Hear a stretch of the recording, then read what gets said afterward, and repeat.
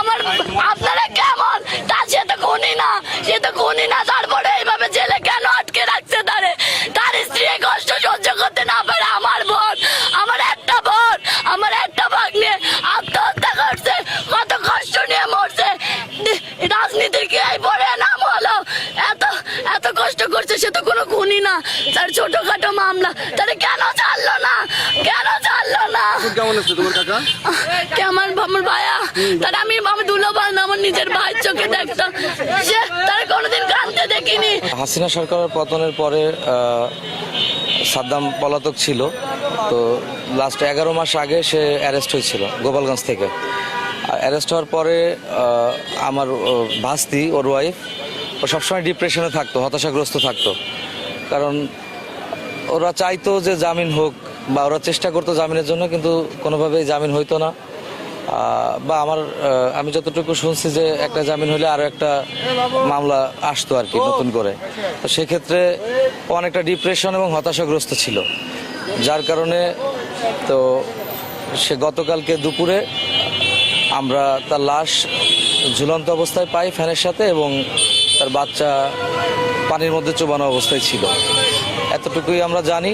আর বাকি যেটা আছে পোস্টমর্টেম করা হয়েছে আজকে, তো সেক্ষেত্রে প্রশাসনের লোক তারা তদন্ত করে দেখবে আসলে কি হয়েছিল। আসলে জামিনের প্রসেসটা এখন খুব একটা ইজি নাই আমার কাছে যেটা মনে হয়। এটা হয়তো সরকার দেখবে বা প্রশাসন দেখবে কিভাবে কি করা যায়।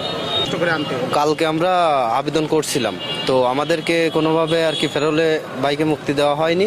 তারা বলছে যে এখানে নিয়ে আসতে হবে, এবং আমরাও কিছু সংখ্যক লোক আসছিলাম, আমরা তার ভাই, যে তার সাথে দেখা করব, যে তার এই যে ক্লান্তি লগ্নে তার ফ্যামিলিটাই নাই, তো আমাদের দেখলে হয়তো বা একটু ভালো লাগবে। কিন্তু কিছু সংখ্যক 3 থেকে 4 জন লিমিট লোক নেওয়া হয়েছে, তো আমাদেরও ঢুকতে দেয়নি। আসলে এই যে দুঃশাসন, সাদ্দাম ভাই খুবই ভালো মানুষ এবং তার ফ্যামিলিও খুবই ভালো মানুষ, তো তার সাথে যে ঘটনা হয়েছে, এই ঘটনা যদি মানে সাধারণ আপনার আমার সাথে আমাদের কেমন লাগবে, এটা প্রশাসনের বোঝা উচিত। তো এভাবে মানুষকে কষ্ট দেওয়া বা ইয়ে করা ঠিক না। এটা যদি আসলে মানবিকভাবে, তো তাকে মুক্তির জন্য কোথায় যোগাযোগ করেছিলেন? আমরা স্পেসিফিক কে বলেছে যে জেলার সাহেব, আমরা জেলার বরাবর আর কি আবেদন করা হয়েছে কালকে সংবাদ পাওয়ার পরে। আমরা আসতে যে সময় লাগছে, তো তারপরে কোনোভাবে প্যারোলে মুক্তি দেওয়া হয়নি। বলছে যে মানে ঝুঁকিপূর্ণ, মানে তাকে কোনোভাবে দেওয়া হবে না। জি, অবশ্যই অনেক ভোগান্তি পোহাতে হয়েছে। তার কারণ আমরা বাগেরহাট থেকে যশোর আসছি, রাস্তা অনেক খারাপ। তারপরে আমাদের মনের অবস্থাটাও আপনারা বুঝতেছেন যে আমাদের মনের অবস্থা কি। তো এখন আবার এইখান থেকে বাগেরহাট ব্যাক করবো, এখনো আমাদের জানাজার মানে আমরা কখন করব সেটাও আমাদের অনিশ্চয়তা, কারণ আমাদের যাতায়াতের যে ভোগান্তি, তো সেই ক্ষেত্রে আমাদের অনেক কষ্ট হয়েছে।